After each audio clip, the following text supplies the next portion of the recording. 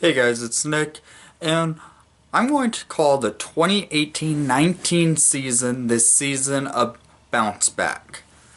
The reason why I'm calling it the season a bounce back, due to the fact we're going to probably be seeing quite a bit of players bouncing back to their former selves. Last season, Sod came back and didn't perform to what he normally performs at.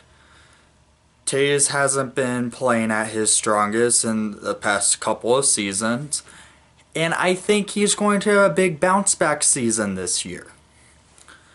Then we have Corey Crawford, who had a great season last year for when he played, but when he got injured, he's going to want to come in to prove people wrong that after him being out for the season, half of a season, causing the Hawks to fall out of contention, he's going to want to regain his Vezina level that he had before his injury.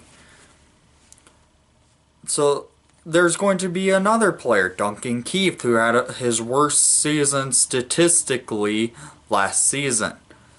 I know he's on the older side of the team, but with what the Hawks have coming up this year, they are going to want to have players bounce back and lead the younger guys. Tays is paid more so for being one of the greatest captains in the NHL, and he doesn't get the credit for that. The Hawks are looking for a true bounce back season. A bounce back to the playoffs, a bounce back to division greatness, and a bounce back to potential contender. I won't call them a contender yet, but I can see them as a bounce back team that people are going to look at this team as a sleeper. The Blackhawks could be underestimated and going into the season as being one of the worst teams in the NHL. But they still are a couple years out from winning the division and having having the best record in the Western Conference. And they are only 4 years out from winning their 2015 Stanley Cup. Their last Stanley Cup being the sixth one of the franchise history. With what the Blackhawks have built around, they can easily make the playoffs. They just need to count on Corey Crawford being healthy. With Cam Ward as a backup, it's a solid backup for him. He doesn't have to have a stress of Corey Crawford doesn't have to have the stress of playing at least 70 games to 65 games to 70 games. He can play 55 at the most, and the Hawks can still have a solid record. And it won't put all the stress on Corey Crawford. Like last year, he had a bunch of stress because he lost his key backup in Scott Darling to trade to Carolina. And we had Beach Ball Forsberg. Then 4 other goalies. The Blackhawks are looking at this season as the bounce back season. So let's call the 2018-19 season the season to bounce back, or the bounce back season. One of the two works, but this team can make the playoffs if every player steps up to their full potential again. Sod had his worst season statistically. Tays had a rough season, but still put up his about 52 points, which is actually average for Tays. He's never been a high point producer. He's always been a solid two-way forward, being more defensively strong than offensively. Tays is paid as a leader and a defensive forward. He's not paid to be scoring.